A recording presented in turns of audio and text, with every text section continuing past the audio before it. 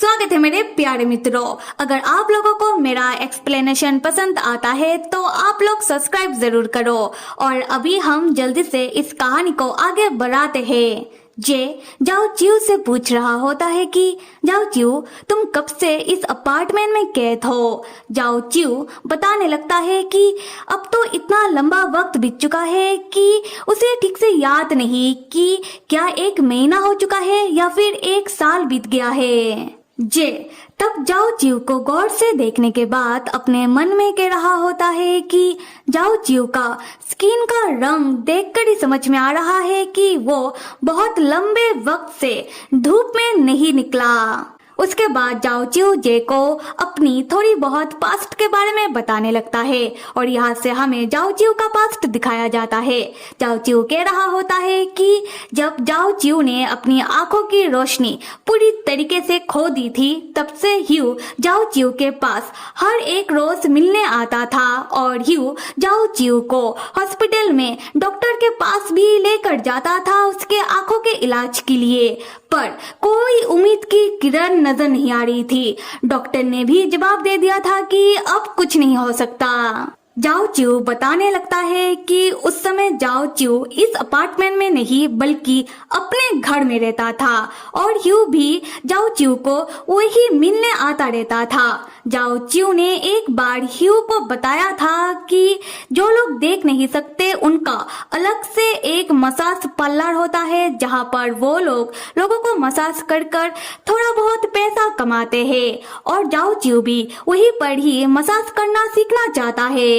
यहाँ से हम प्रेजेंट में आते हैं जहाँ ये सुनकर जे हंस रहा होता है। तब जाओ चिऊ गुस्से में पूछने लगता है कि जे तुम हंस क्यों रहे हो, इसमें इतना फनी क्या है। जो लोग नहीं देख सकते वो लोग और कर भी क्या पाएंगे।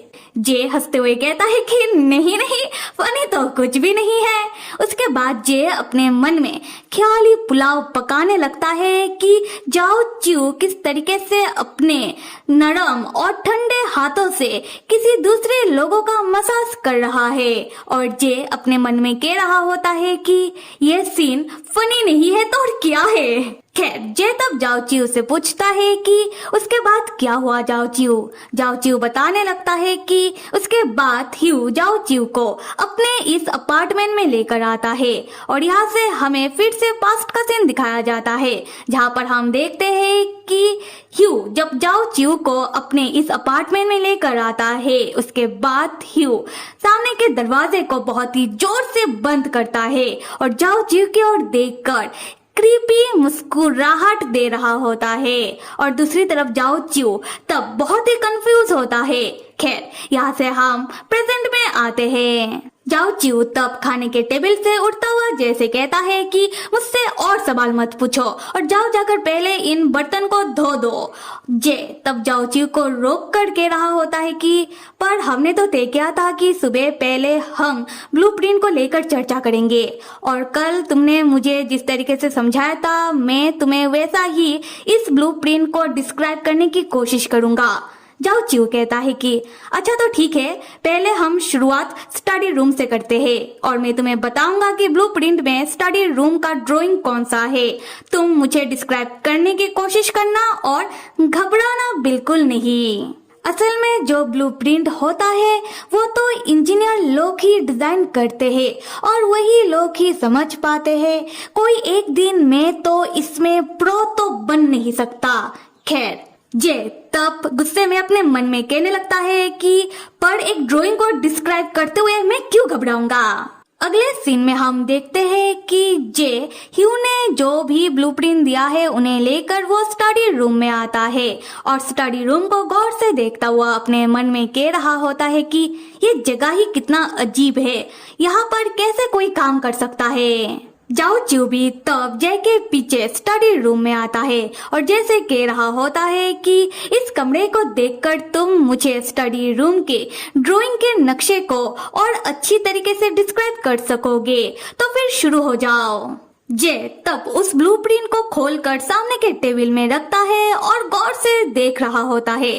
जाओ चिऊ जैसे पूछने लगता है कि जे तुम इतना खामोश क्यों हो, शुरू करो।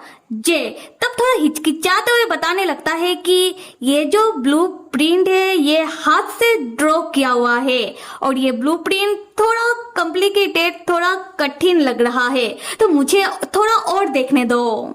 जाओ चिऊ भी तब ब्लू प्रिंट के पास आता है और अपने हाथों से ब्लू प्रिंट को छूते हुए कह रहा होता है कि क्या हाथों से ड्रॉ की गई है, तो शायद मुझे छूकर थोड़ा बहुत समझ में आ जाए, और जे तुम्हें भी जितना समझ में आ रहा है तुम मुझे बस उतना ही साइड की चीजों को डिस्क्राइब कर दो। फिर जाओ चिऊ स्टडी रूम की ब्लूप्रिंट की ड्राइंग को अपने हाथों से छूकर एहसास करने के बाद जाओ चिऊ को समझ में आता है कि इस ब्लूप्रिंट में कुछ तो गड़बड़ है। जाओ चिऊ तब जैसे पूछता है कि जे क्या तुम्हें यहाँ पर टेबल की शेप जैसा ड्राइंग दिखाई दे रहा है?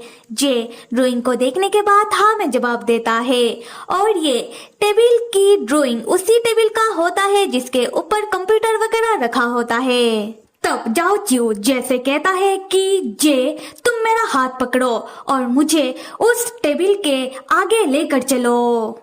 जे बिल्कुल ऐसा ही करता है। जाओ चिऊ टेबल के आगे जाकर टेबल के सामने बैठ जाता है और अपना हाथ टेबल के अंदर डालकर दबाते हुए देखने लगता है और वहाँ पर जाओ चिऊ को कुछ तो गड़बड़ लग रहा होता है। फिर जाओ चिऊ जे को भी टेबल के अंदर देखने के लिए कहता है। जे भी बिल्कुल जाओ चिऊ की तरह ही अपना हाथ टेबल के अंदर डालकर दबाते हुए देखने लगता है। फिर जे बताता है कि टेबल के नीचे कुछ तो छुपा हुआ लग रहा है, कुछ तो स्क्वायर शेप जैसा लग रहा है। तब टेबल का निचला हिस्सा कारपेट से ढका हुआ होता है। जाओ चिऊ किसी तरह कारपेट को खींचकर हटा देता है। फिर उन्हें वहां मिलता है छुपी हुई तिजोरी, जो देखकर जे चौंक जाता है। फिर जे इस बारे में जाओ चिऊ को बताता है।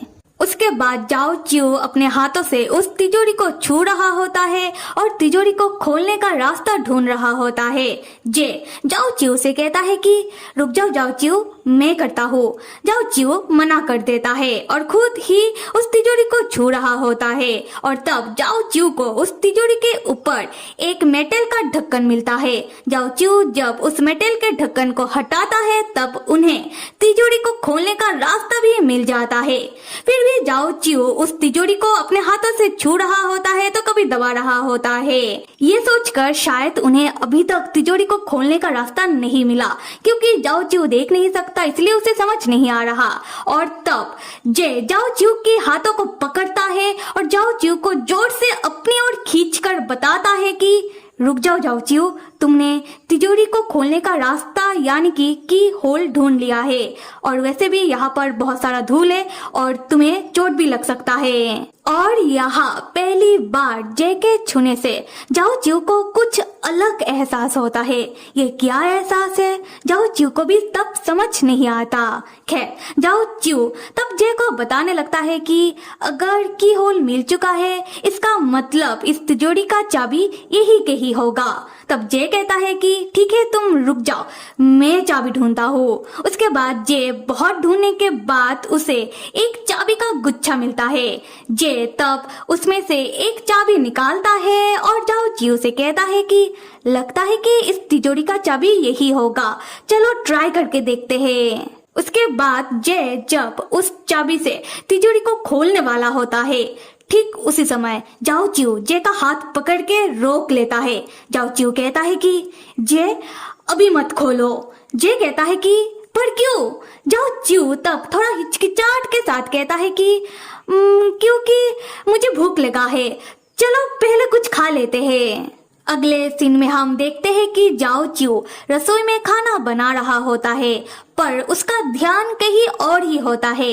जे तब जाओ चिऊ को बताने लगता है कि हे जाओ चिऊ, तुम्हारा अलार्म कब से बज रहा है, क्या तुम्हें सुनाई नहीं दे रहा? जाओ चिऊ बस इतना कहता है कि अच्छा मैं समझ गया। जे तुम एक काम क्यों नहीं करते हो, तुम लिविंग रूम में जाकर बैठो और जब खाना बन जाएगा मैं तुम्हें बुला लूंगा। उसके बाद हम जे को लिविंग रूम के सोफे में बैठा हुआ देखते हैं, जो अपने मन में सोच रहा था कि क्या जाओ चिऊ डर रहा था और उस तिजोरी के अंदर क्या हो सकता है। फिर जे घड़ी की ओर देखता है जहां दोपहर के 12 बज चुके हैं। उसके बाद जे सामने के यानी कि बाहर जाने के दरवाजे की ओर देखने लगता है और अपने मन में सोच रहा होता है कि इस अपार्टमेंट में आए हुए जे को 20 घंटे हो चुके हैं और पुलिस किसी गुमशुदा की तलाश 24 घंटे बाद करती है। एक तरफ में जो इस अपार्टमेंट से जाओ चियो के साथ बाहर निकलने की तरकीब ढूंढ रहा हो और कुछ घंटे बाद पुलिस भी जे को ढूंढना शुरू कर देगी। फिर जे सामने के दरवाजे की ओर देखकर अपने मन में सोच रहा होता है कि जब पुलिस जे को ढूंढ लेगी तब इसी दरवाजे को तोड़ते हुए पुलिस इस अपार्टमेंट के अंदर आएगी उन लोगों को बचाने के लिए। बस और कुछ घंटे फिर पुलिस जे को ढूंढना शुरू कर देगी और यहाँ समझ में आता है कि जो सामने का दरवाजा है उसे अंदर से तो खोला नहीं जा सकता पर बाहर से खोला जा सकता है क्योंकि जे भी तो इसी दरवाजे को ही बाहर से ही तो खोलकर इस अपार्टमेंट के अंदर आया था।